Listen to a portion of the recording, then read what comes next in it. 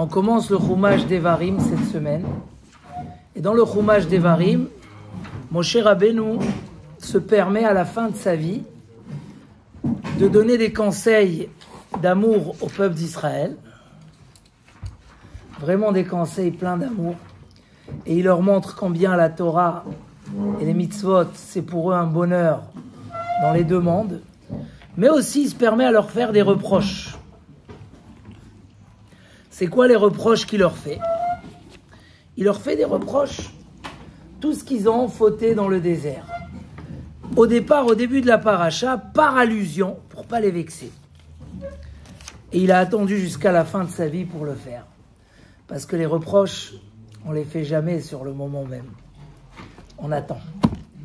Il a attendu très longtemps. Et même quand il leur a fait par allusion. D'accord? Et il leur a fait 7 endroits, les reproches. Il leur a dit en été, Ever Yarden, Bamidbar, Ba'arava, Molsof, Ben Paran, ou Ben Paran ou Ben Tofel, Velavan, Vachatzerot, en tout cas si on prend Rashi, il leur a fait 7 endroits où ils ont fauté. Et il leur a fait par allusion la reproche. Mais quand il arrive dans la faute des explorateurs, là il va détailler la reproche. Il ne va plus rester par allusion. Au début, il a dit par allusion, mais après, il leur a raconté toute l'histoire des explorateurs. Et surtout, il leur dit, vous avez pleuré, voilà, Vateragnu be'aolechem, vous avez pleuré dans votre tente, vous avez râlé, vous avez dit, Besinat Hashem otanu, otzianu me'eretz Mitzrayim. Akadosh Baruch Hu nous a fait sortir d'Égypte parce qu'il nous a détestés. Ils ont pleuré toute la nuit. Et tellement la peur de rentrer en Eretz Israël était lourde, ils sont arrivés jusqu'à dire que quoi? Que Dieu nous déteste. Mais je comprends pas, il va pas vous faire tous ces miracles parce qu'il vous déteste. C'est quoi ça? Il a tué les Égyptiens, il les a fait couler en mer, il nous a fait traverser la mer, il nous a amenés au mont Sinaï. Et quand même, qu'est-ce qu'ils disent? Non, Akadosh Baruch Hu, il nous fait tout ça parce qu'il nous déteste.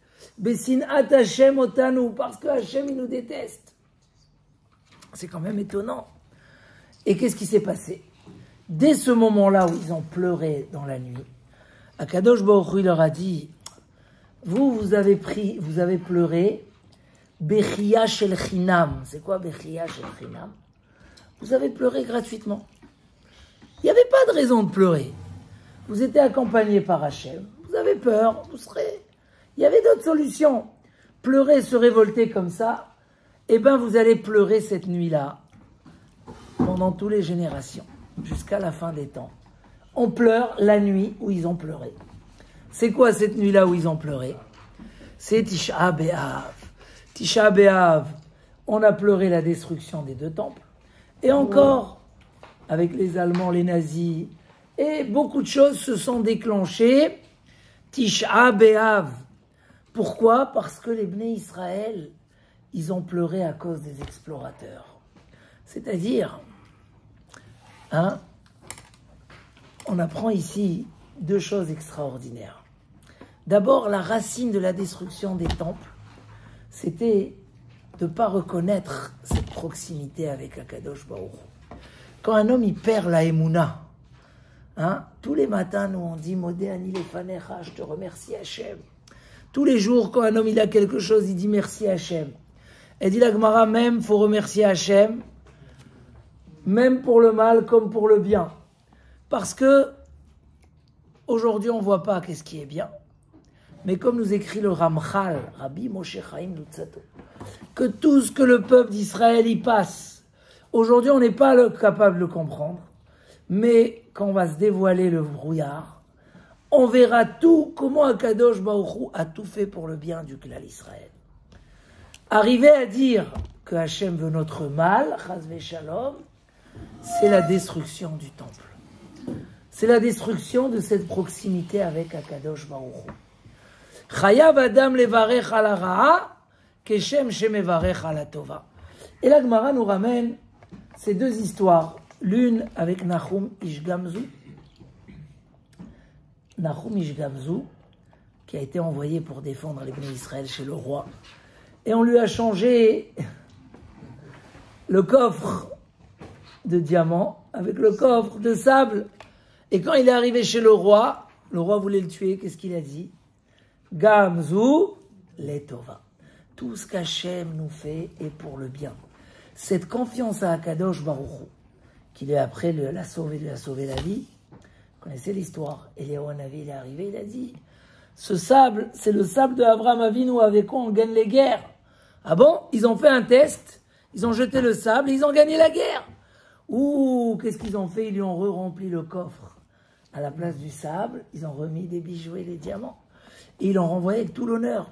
Mais au moment de l'épreuve, quand il arrive, on m'a volé, je suis missionné par le clan Israël pour aller les sauver. Pourquoi Hachem, il m'envoie cette épreuve-là? Que des voleurs arrivent la nuit, ils me changent, ils me prennent, et moi on me condamne à mort, c'est catastrophe.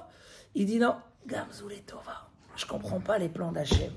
Kadosh Baruch Hu voit beaucoup plus loin que nous. Nous, on n'est pas capable. Nous, on arrive à voir.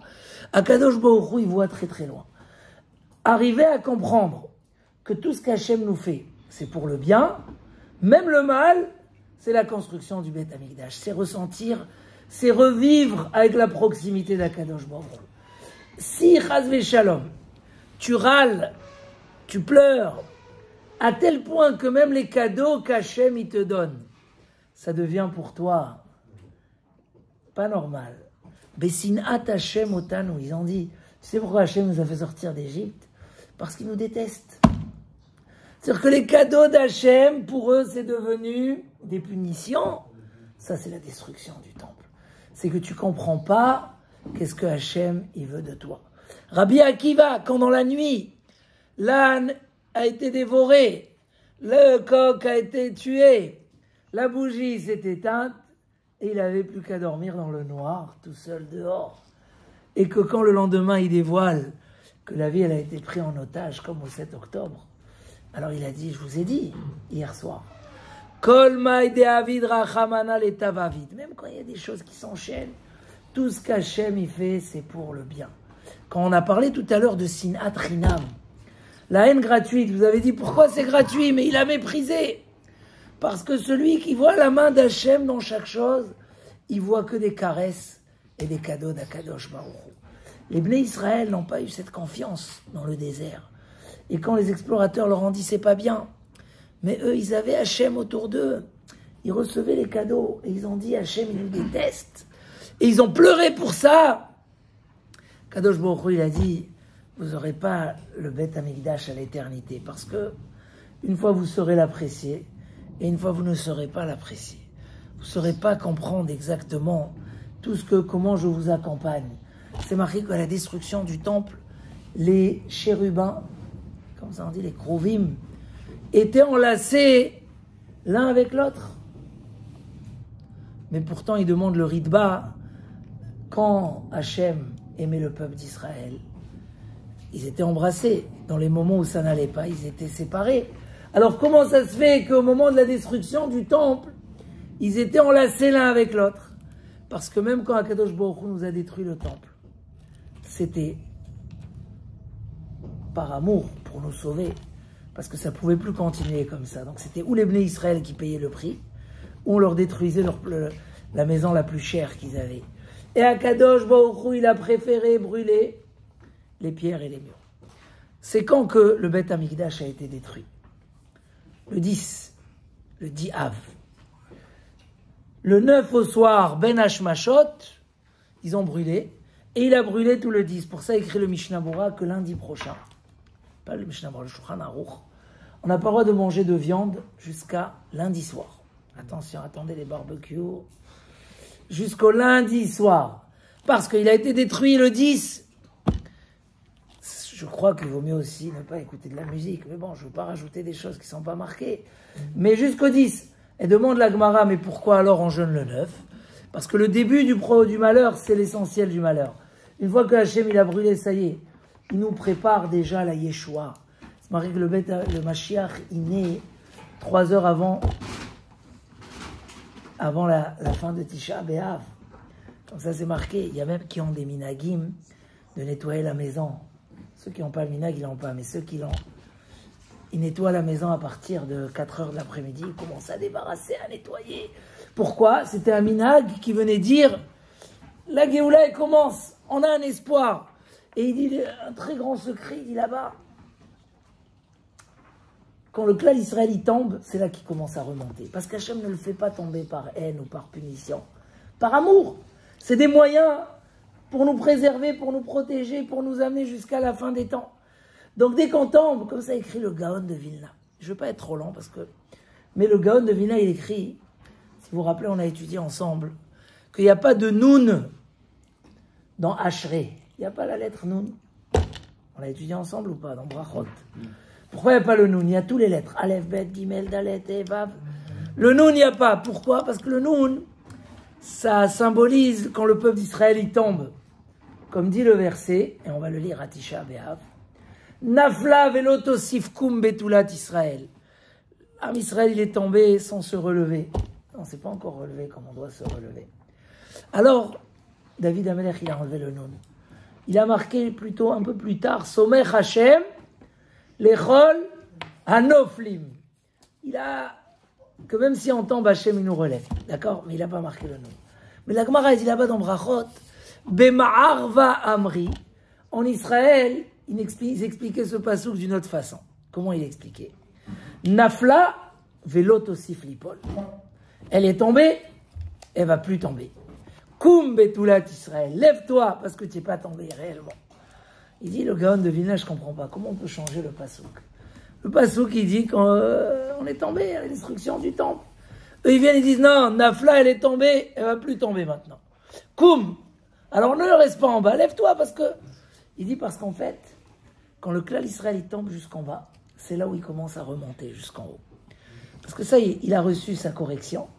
C'était une correction pour le ramener à son niveau d'avant. Donc quand on est tombé, on n'est pas vraiment tombé. C'était que, il dit, quand c'est marqué ou paratsta yama vakedma, juste avant c'est marqué la terre. Quand vous tombez tout en bas, c'est là où vous allez commencer. Hein, chaque fois après la Shoah, il y a des trucs. Et après, quand on tombe, c'est là où ça commence à remonter. Et c'est là, le Tisha B'Av, que à Tisha B'Av, on se rappelle qu'on n'a pas su voir les beaux cadeaux d'Hachem. Celui qui voit les beaux cadeaux d'Hachem, et quand on leur a enlevé, ils ont commencé à réaliser les cadeaux d'Hachem, alors c'est là où on remonte tout de suite. Echa, je termine avec le mot Echa. Donc dans Ashrei, il n'y a pas de Noun. Il n'y a pas de Noun. Et pourquoi je n'ai pas compris la raison? Parce que ça parle de Nafla, de quand on est tombé, le peuple d'Israël. Mais il y a le Noun après, dans le Samer, Somer Hashem, Lechol, Noflim, ceux qui tombent. Donc David Amelech, il a marqué plus tard en tant que condoléance et renfort. Voilà. Mais il n'y a pas le Noun. Quand tu vois les lettres, demain tu fais attention dans la Ashrei, il y a tout. On va terminer avec ça. Mon cher Rabbeinu, il dit dans la paracha, Echa uchal levadi se'et etrem. Comment je pourrais vous lever? Il dit le Midrash, il y a 3 fois où c'est marqué le mot Echa. Echa dans Devarim, dans la paracha de cette semaine. Echa dans la Haftara de Ishaïa. Et Echa dans la Megillat Echa. Ce qu'on lit dans le soir de Tisha B'Av. À 11h. Hein, à 11h. Quelle heure ça sort Shabbat? 11h moins quart. À 11h15, on va faire Arvit, on va s'asseoir par terre, on va faire les keynotes et on va lire Megillat Echa. Echa, c'est quoi Echa? Où tu es? Comment? Comme du mot Ayeka. Qui c'est qui a dit ce premier mot-là? Ayeka. C'est les mêmes lettres. C'est Akadosh Baruch Hu, il dit à Adam Arishon, où tu es? Tu étais tout en haut et tu es tombé tout en bas. Notre travail de Tisha B'Av, c'est de se rappeler où on était. Parce que quand on se rappelle où on était et où on est tombé, alors on a envie de revenir où on était. C'est ça la grandeur. Et comment? Un des chemins, c'est de dire par l'amour d'Hachem, tout ce qui m'arrive, merci Hachem, tout ce qui m'arrive. Confiance à Hachem, même quand quelqu'un il m'insulte, même quand quelqu'un il me fait du mal, même quand ça marche pas comme je veux, merci. Et bien sûr, sur tout ce qui te donne de bien, merci. Et comme ça, on retrouve la proximité avec Akadosh Baruch Hu. Les Bnei Israël ont amené la destruction de temple parce qu'ils n'ont pas su voir ça. Et au contraire, quand tu râles, alors tu râles sur les bonnes choses aussi. Et nous, quand on se réjouit même des mauvaises choses. Et on remercie Hachem. Bezrat Hachem. Ibane Bet Amikdash. Nizke la Geoula. Et Bisrout Torah, qu'Hachem protège tout le clan d'Israël. Et qu'on entend tous les Yeshuot Bezrat Hachem.